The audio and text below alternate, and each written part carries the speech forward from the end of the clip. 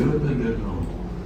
அப்படி போனால் கொடுமையை போயிருந்தோம். அதுதான் என் பசங்க மதியனே பசங்க 150 160 யூனிட் போட்டு 8 நாள் அவங்க பட்ட கஷ்டம் அதனுடைய பயன் தான் கிடைச்சது. அதெல்லாம் எத்து போய் நினச்சிட்டு நடக்காது பாடு ஒன்று ஐஸ் அதெல்லாமே ஜெமியும் அப்படியா? அது உண்மை. இப்போ பாட்டுலாம் வந்து ஒரு கஷ்டம் இருக்குது. அதனால எதுக்கு இல்லை எதுக்கு சொல்கிறேன்னா கெட்டதுலேயும் நல்லது என்ன அப்படின்னா அவன் பாடி கிடையாது.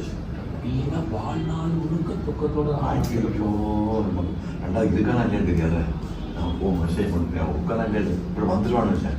திடீர்னு 10 நாள் கட்டமா இப்போ நேற்று செத்து போட்ட மாதிரி எழுந்துச்சா பார்த்தேன். அதாவது இல்லை நான் இன்னொரு விஷயம் பெரிதாக ஆறுதல் அடைஞ்சிருக்கீங்களா? வர்ற பசங்க அத்தனை பேரும் அப்பா நாங்கள் இருக்கிறோம்ப்பா நாங்கள் இருக்கிறோன்னு சொன்னாங்கன்னா என் மனசு ஒரு இருக்குது. ஒரு பையனை இழந்தோம் 48,000 பேர் நமக்கு இருக்காங்க. அதனால் இதை வந்து பெருசாக எடுத்துக்காது. இறைவன் ஏதோ ஒரு காரணத்துக்காக இல்லை அந்த மைண்ட் வந்துச்சுன்னா பீஸ்ஃபுல்லாக இல்லைன்னா நெஞ்சு வலிக்காது. ஐயோ இல்லை இல்லை நான் அந்த மைண்ட் எனக்கு வந்ததுனால தான் சரி. நம்ம பொங்கல் தான் செப்டம்பர் சொன்னால் ஒரு குழந்தை போலியோ வந்துடுச்சு.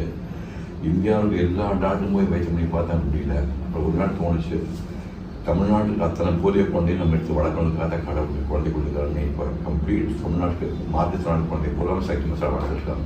அதான் சொல்கிறாரு. அப்படியா? தமிழ்நாட்டுக்கு எத்தனை மாற்றுத்திறனாளி குழந்தை எங்கன்னா உள்ள நம்ம எடுத்து வளர்க்குறாங்க. மேபி ஒரு 40,000 குழந்தை ஒரு பையன் போகிறாங்க. அப்படி அந்த மைண்ட் செட்னா நீங்கள் நிச்சயமாக ஓட்ட முடியாது. அதுதான் 48,000 பேர் 4,000 பேர் உயர்வதையில் இருக்கிறாங்க. 44,000 பேர் அரசு மொழி அனைத்து நன்மைகளையும் இருக்காங்க. அத்தனை பேருடைய கதறி கணக்கு அத்தனை செஞ்ச புண்ணியம் வந்து நமக்கு இவங்க பிள்ளைய ஒரு பிள்ளைக்கு பதக்கம் பண்ணாங்க.